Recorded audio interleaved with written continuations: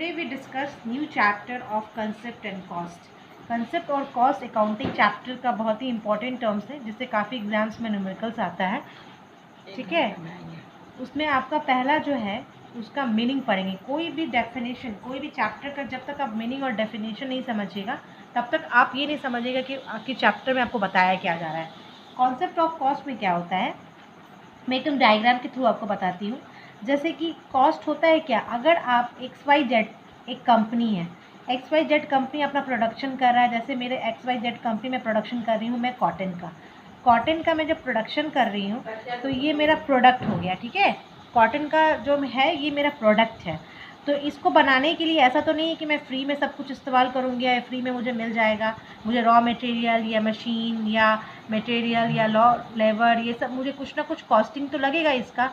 तो जो कॉस्टिंग होता है बेसिकली वही होता है जो प्रोडक्शन करने में जो आप पैसा लगाते हैं अपने प्रोडक्ट को बनाने के लिए, मतलब प्रोडक्ट को इनपुट से आउटपुट में कन्वर्ट करने के लिए जो पैसा लगता है उसी को बेसिकली हम कहते हैं कॉस्ट।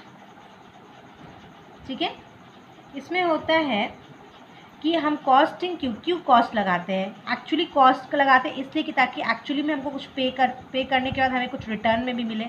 मतलब ये नहीं है कि हम पैसा लगा रहे हैं तो उसका कुछ रिटर्न नहीं होता है। तो एज ए अगर मैनेजर मैं अगर कंपनी में या मैं एज ए एंटरप्रेन्योरशिप खोली हूँ अपनी कंपनी का कॉटन का मैन्युफैक्चरिंग करने का, तो मैं इसमें पैसा लगा रही हूँ तो मुझे पता है कि कॉस्ट लगेगा तो इसका मतलब मुझे कुछ ना कुछ बेनिफिट होगा। ठीक है, इट्स मीन्स कि for average man cost means what he actually pay to obtain something in management term. ठीक है, वो पैसा इसलिए लगा रहा है ताकि उसको कुछ मिले उसके बिहाफ पे। ठीक है, अब आता है आपका classification of cost. Classification of cost क्या होता है, कितने तरीके का कॉस्ट को हम क्लासीफाई करते हैं। ठीक है, पहला होता है मटेरियल कॉस्ट। जैसे मटेरियल कॉस्ट मैंने जैसे एग्जांपल आपको बताया XYZ कंपनी का, उसी तरीके से मैं आपको बताती हूँ। XYZ कंपनी है और इसके लिए मुझे अगर मैं कपड़ा बना रही हूँ, मेरा गारमेंट का शॉप है, गारमेंट शॉप के लिए हमें कॉटन या रॉ मटेरियल की ज़रूरत है। जो रॉ मटेरियल जो पैसा जिस पे खर्च कर रहे हैं हम, रॉ मटेरियल जो मेरा बेसिक रॉ मटेरियल उसके ऊपर खर्च कर रहे हैं अपने प्रोडक्शन के लिए, दैट्स कॉल्ड मटेरियल कॉस्ट। इसको क्या कहा जाता है, मटेरियल कॉस्ट। ठीक है, तो अब हम पढ़ेंगे सेकंड कॉस्ट। सेकंड क्या होता है, एक्सपेंसेस।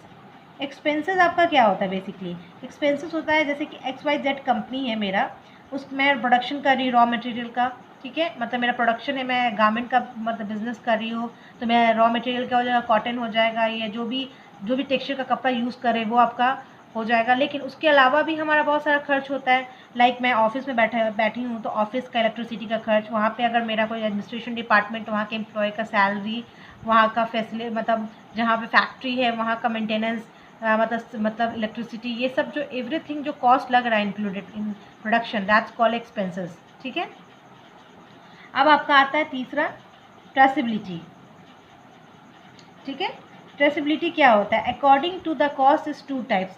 अकॉर्डिंग इसकी तरह से कि कॉस्ट के दो तरीके के होते हैं। ठीक है, कॉस्ट के दो तरीका होता है, कॉस्ट का दो टाइप्स होता है। पहला क्या होता है डायरेक्ट कॉस्ट, दूसरा होता है इनडायरेक्ट कॉस्ट। जो डायरेक्ट कॉस्ट क्या होता है, बेसिकली डायरेक्ट कॉस्ट ये होता है वो कॉस्ट जो which are clearly conventionally to economically identify. It's means कि वो आइडेंटिफाई, आप जो मैन्युफैक्चरिंग कर रहे हो अपना कोई प्रोडक्शन, तो अब जब जैसे XYZ है और आप कॉटन का मैन्युफैक्चरिंग कर रहे हो, आपका मेन मकसद है कि मैं गारमेंट का शॉप कर रहा हूँ, तो गारमेंट को बनाने के लिए जितना कपड़ा का इस्तेमाल कर रहे हो उसको आप नाप सकते हो ना, मेजरेबल है ना, उसको इकोनॉमिकली टर्म में आपको पता चल रहा है ना कि कितना कॉस्टिंग लग रहा है। तो दैट्स कॉल्ड डायरेक्ट कॉस्ट। जो आपको मटेरियल बनाने में, अपना प्रोडक्शन करने में के टाइम अपना प्रोडक्ट को बनाने के लिए जो इनपुट से आउटपुट में जो पैसा लगता है, एक्चुअल में लगता है, दैट्स कॉल्ड है डायरेक्ट कॉस्ट। और इनडायरेक्ट कॉस्ट क्या होता है, इनडायरेक्ट कॉस्ट होता है जैसे कि मैं एज ए मैन्युफैक्चरिंग काम सेटअप किया, अपना XYZ कंपनी है मेरी, उसमें मैं गारमेंट का शॉप मतलब गारमेंट का बिज़नेस कर रही हूँ। तो मेरा क्या होता है कि मैं गारमेंट का बिज़नेस कर रही हूँ तो इसका मतलब ये नहीं है कि जो मैं रॉ मटेरियल बना रही हूँ तो रॉ मटेरियल में जो मेरा इस्तेमाल हो रहा है, जैसे कॉटन इस्तेमाल हो रहा है या जो भी इस्तेमाल हो रहा है, ये सब तो आपका डायरेक्ट कॉस्ट के अंदर आता है, क्योंकि डायरेक्टली आप इसको नाप सकते हो कि आपका एक्चुअल में खर्च कितना हुआ।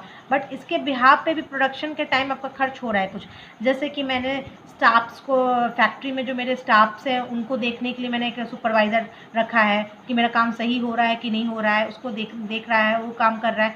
ये डायरेक्टली कनेक्टेड नहीं है आपका प्रोडक्शन डिपार्टमेंट में, बट ये इनडायरेक्टली कनेक्टेड है, दैट्स कॉल्ड इनडायरेक्ट कॉस्ट। इसको क्या कहते हैं? Indirect cost.